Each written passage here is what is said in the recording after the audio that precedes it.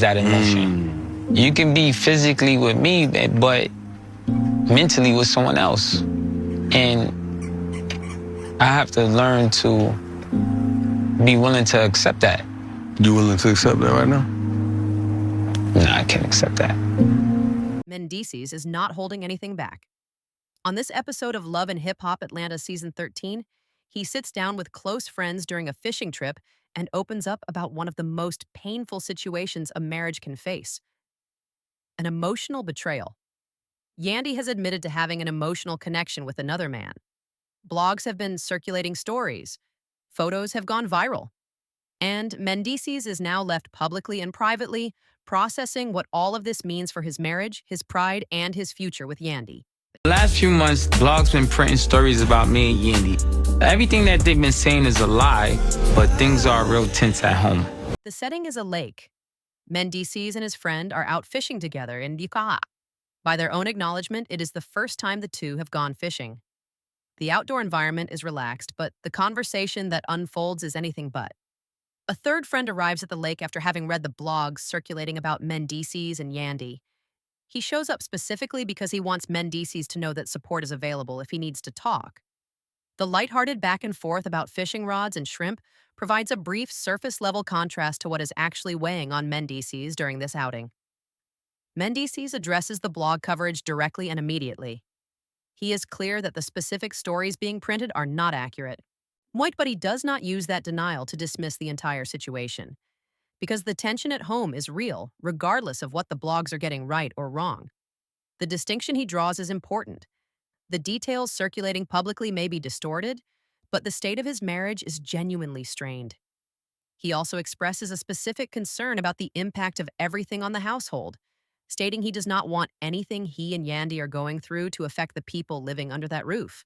What is your reaction to seeing the pictures of Yandy in Greece with another guy? I don't know who that guy is. I never seen him a day in my life. Only Yandy could tell you who he is. She said she had an emotional affair, right? Yeah. The conversation takes a more direct turn when the friends bring up the photos of Yandy in Greece with another man. These are not rumored images. They circulated publicly and became a major talking point across blogs and social media. For Mendeecees, these photos represent something deeply personal made completely public without his control. You love someone else, then it's like, how deep is that emotion? You can be physically with me, but mentally with someone else. And I have to learn to be willing to accept that. You willing to accept that right now? No, I can't accept that. Mendeecees does not have answers about the man in the photos. He has never encountered this individual. He cannot speak to who he is or what the nature of that relationship looks like beyond what Yandy herself has disclosed. And what Yandy has disclosed, both privately and to the people around them, is that she had an emotional affair. That admission is the foundation of everything Mendeecees is working through in this conversation. The photos are the visible public layer. The emotional affair is the private reality underneath them. The word Yandy used, emotional, is what Mendeecees keeps returning to. A physical situation would be one thing. An emotional connection is something entirely different, and he is acutely aware of that distinction.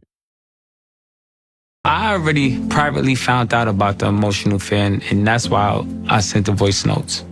But listen, I sent it to someone I never even met before. So my voice notes was just fantasy. Emotional connection is reality.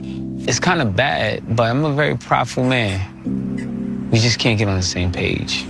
Mendeecees frames the emotional affair in terms that go beyond infidelity in the traditional sense.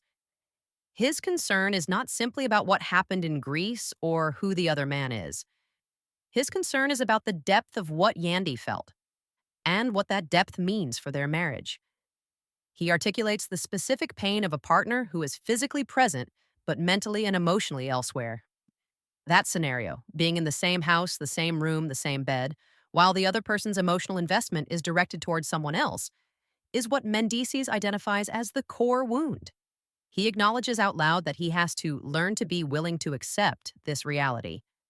But within the same breath, when his friend asks directly whether he is willing to accept it right now, the answer is immediate and unambiguous.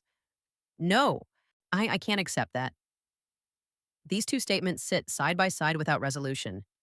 He understands intellectually that this may be something he has to make peace with. Emotionally, he is nowhere near that place. His friend then redirects the conversation with a pointed question, asking Mendeecees whether he would accept Yandy having an emotional connection with someone else if the roles were reversed. The question reframes the entire dynamic. It is no longer about what Yandy did. It is about what Mendeecees himself would consider acceptable. His answer is measured and deliberate. He would not be happy.